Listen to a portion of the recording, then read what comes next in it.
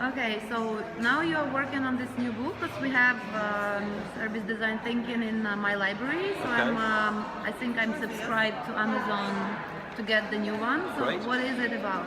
So this is Service Design Doing, is the sequel. This is Service Design Thinking. And that book in 2012 was a snapshot of what was happening. This is Service Design Thinking. It's what's happening, what are the tools, who's using it. It was never a how-to book.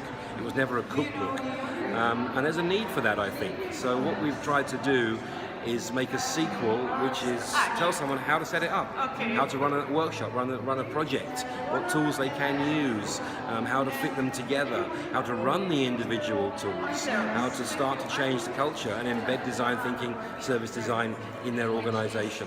So it's much more a manual and a companion to the first book, not a replacement.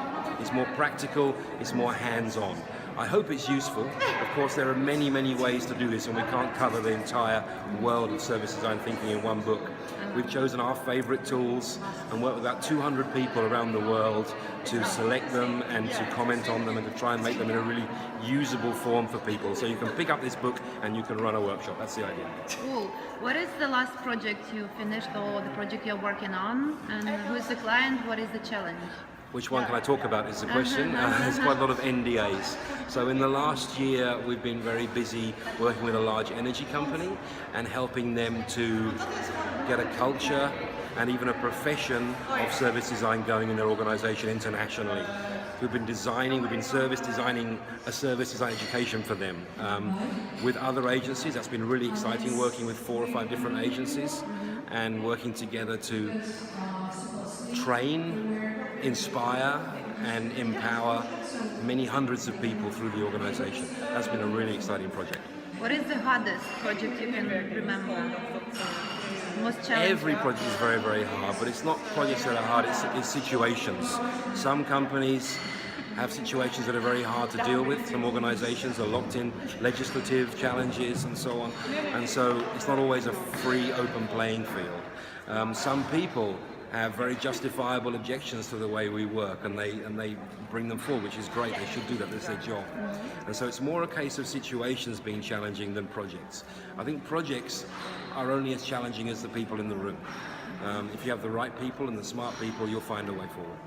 How do you make clients rethink or reframe challenges? Is it challenging to reframe challenges? Because clients would approach you with some problem, but then you probably ask them, is it the right problem to solve? Absolutely. So people often start with ideas. This is very natural. We're idea monkeys. We generate ideas all the time. What we're often trying to do is take people back from the idea, say what's behind this idea. And on a very basic level, this is often putting them in their customer's shoes, getting out, doing service safaris. I use theatrical methods, so we encourage them to play through situations with customers where they play the customer and they're on the other side of the table, and often you get real boom experiences with this. If you can't do that, then what you can do, for example, is show them real data, real movies, real recordings of what real customers are saying about them. And that can often be very, very enlightening for people. Or get them to use the service themselves. We have a lovely story a colleague often tells of a company, great company whose website was very, very broken, not through the fault of the UX team, because of the situation around it. And the big bosses had never used their own website. They never booked their own service. So when they had the opportunity to do that, they immediately spotted problems. That's what it's all about. How can we get out into the real world and discover what's going on?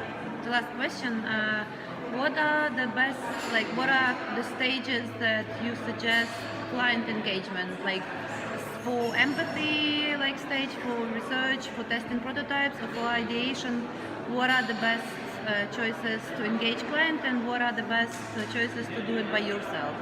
It's a really easy answer. It depends. It depends on your question, on your situation, and what you're trying to do. One thing I often say to people though is, if you're looking at service design thinking, if you only do 2 things, do research and do prototyping. And if you only do 1 thing, do research. That can make such a difference. What we're trying to do is challenge our assumptions. When we get ideas, we have to challenge our ideas. Prototyping can do that for us. So those are the big ones for me. You always have to shape it to what you're doing.